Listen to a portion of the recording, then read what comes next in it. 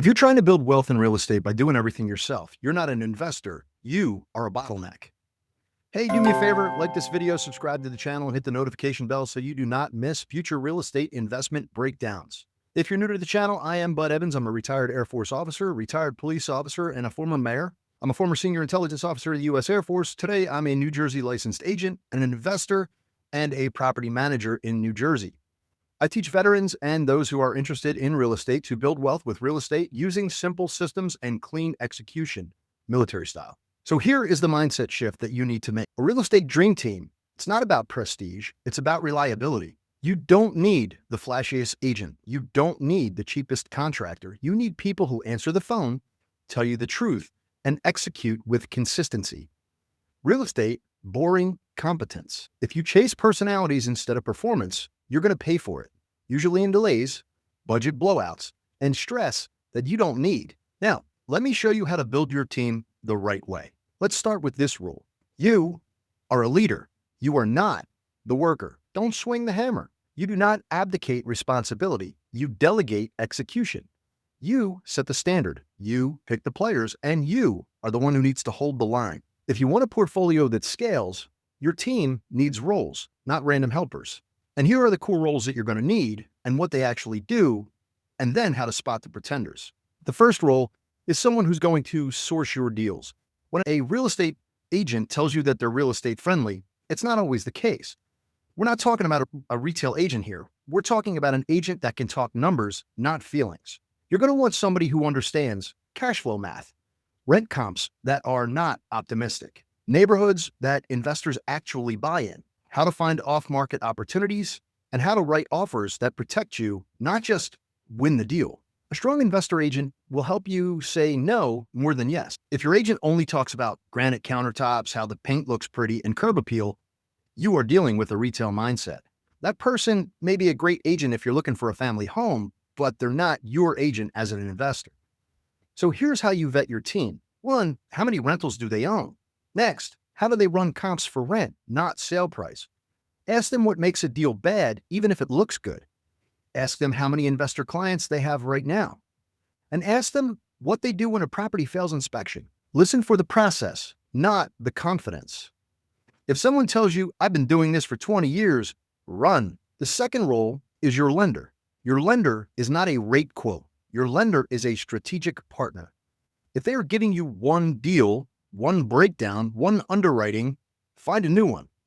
A strong lender will help you understand loan products and which one fits your plan, down payment strategies and what's realistic, how debt to income is going to impact your next 2 to 3 purchases, how underwriting works so you stop getting surprised, when to use conventional, DSCR, portfolio, or owner-occupied options. If your lender cannot explain how today's loan will affect your next 3 purchases, you are flying blind. So here's how to vet them. Ask them what your constraints will be after property 1. Ask them what a clean file looks like before you apply.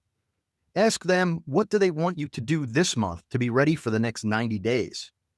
Ask them what kills this deal in underwriting. A pro lender is proactive. A weak lender reacts after you're already in trouble. I'd recommend Mears Lending Group. I use them personally, mearslendinggroup.com.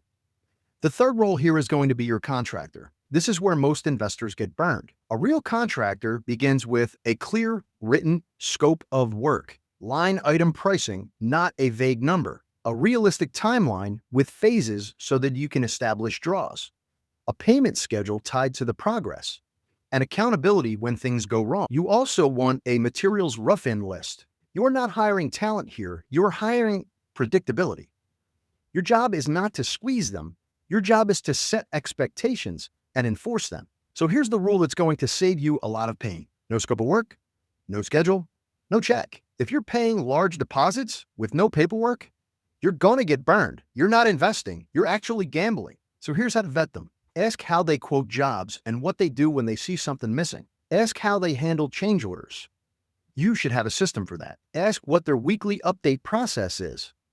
Ask who is on site daily and who is responsible for quality control. Ask for photos of 2 of their current projects, not the best project from 5 years ago. Also, don't skip this. Call at least 2 references and ask one blunt question. Did they finish on time and on budget? And if not, did they communicate early to fix it? The fourth role here is property management. Whether you self-manage or not, you need management systems. A property manager is going to handle tenant screening and enforcement of standards, rent collection and late fee policies, maintenance coordination, vendor control, renewals, notices, and legal compliance, documentation, communication, and provide you with clean records. They're there to protect your time, and they are supposed to protect your assets. If you self-manage today, you still need to think like a manager. You need screening criteria, lease templates, maintenance workflows, and a system for collections and evictions if necessary. If your portfolio only works when you personally answer every call, you are in a fragile state. So here's how to vet them. Ask what their screening standards are in writing. Ask how they handle late rent on day 1, not day 15. Ask how they choose vendors and prevent overcharging. Ask what their communication cadence is with owners. Ask for a sample monthly statement so you know what you're going to see as an owner. And listen, you notice I never asked for rate. The fifth role here is a real estate attorney. This is not an option.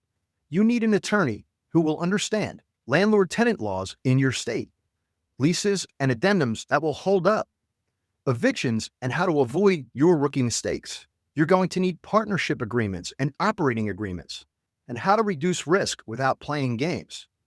You're going to need an independent contractor agreement for your contractors. They don't need to be involved every day, but when you need them, you really need them. Legal mistakes will cost you more than all of your legal fees put together. Now here's how to vet them. Ask what the common landlord mistakes are in your area. Ask how long an eviction will take in your county. Ask what paperwork you must have to win in court. Ask what they want you to document starting on day 1. The sixth role is your CPA.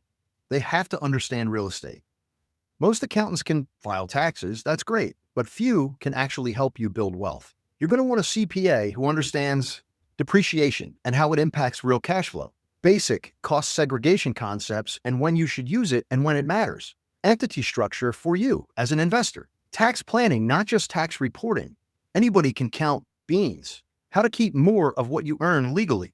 Your CPA should help you plan before you buy, not explain your mistakes after you buy. So here's how to vet them. Ask how they approach depreciation on rentals. Ask what they want you tracking monthly. Ask how they advise on entity setup for rental portfolios. Ask how they handle investor clients with multiple properties. And if the answer is create an LLC for each one, they're taking money from you to do your taxes. Don't use that. Seventh role here is your insurance professional. Insurance is not set it and forget it. A strong insurance broker is going to help you review your coverage limits that match your real replacement costs, deductibles that you can actually afford, liability exposure across multiple properties, umbrella policies and when they make sense, proper landlord policies, not just homeowner policies. Underinsurance is a silent killer.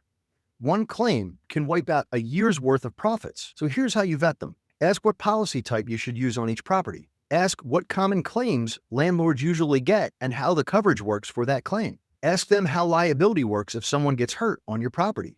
And ask how often they recommend reviewing your portfolio and the insurance policies that cover it. Now let's talk about timing, because this is where people really freeze. You do not need everyone on day 1, but you do need a plan to engage them at a later time. If you're buying your first rental deal, you need an investor agent. You need a strong lender. You need a reliable contractor, even if it's just for small turns. As you grow past a couple of properties, then you're going to add your property management or a full management system so that you can scale and pull back, step away from it. We don't want you working a second job. You're going to need that real estate CPA later and an insurance pro who reviews your entire portfolio. The biggest mistake is waiting until a crisis to actually find people. You don't build your team during the fire, you build your team before the fire starts. Now let's talk about how to vet your entire team, not just one person, because we're all working together. Stop asking, how long have you been doing this? Start asking, how do you solve problems? Here are the questions that are going to expose reality fast. Hey, what happens when a deal goes sideways? How do you communicate bad news? How do you handle mistakes that either one of us has made? How do you document decisions? What is your turnaround time for calls and texts? Professionals never should promise perfection. They should explain their process, because life happens. Stuff gets in the way. But here's another rule that's going to protect you. If someone avoids written agreements, walk away. Clear expectations are going to protect you on both sides. Now let's talk about how you run your team once you have it. I personally use an EOS model, but that's for my personal employees. But let's talk about this. You need three things: clear targets, clear standards, and clear communication. Targets mean you define what winning looks like. For example, I want 2 deal opportunities per week from my agent. I want lender pre-approval updates monthly. I want contractor updates weekly with photos.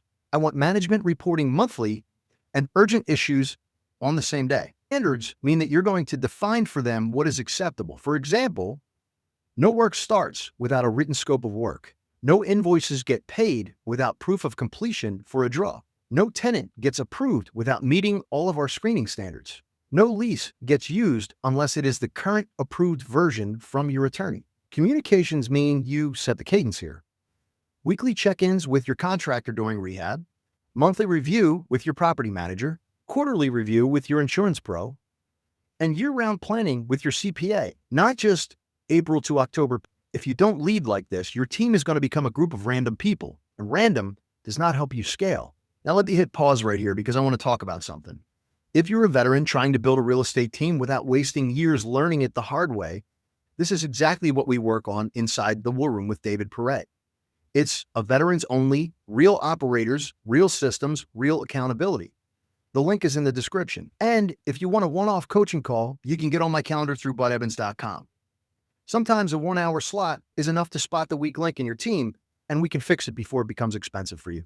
All right, let's finish strong with the truth that most people don't want to hear. Your portfolio will never outgrow your team.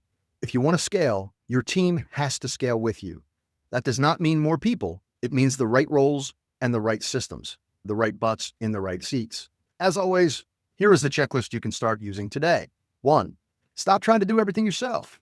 2. Build a team on reliability, not hype. 3.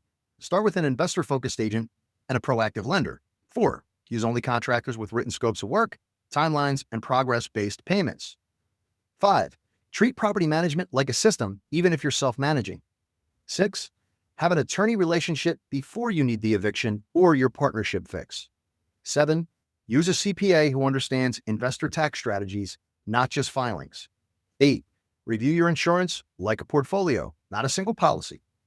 9. Vet people on how they handle problems, not how they sell themselves. 10. Be a leader. Lead the team with clear targets, standards, and a communication cadence. If this video helped you, do me a favor, do the YouTube thing, like, subscribe to the channel, and hit the notification bell.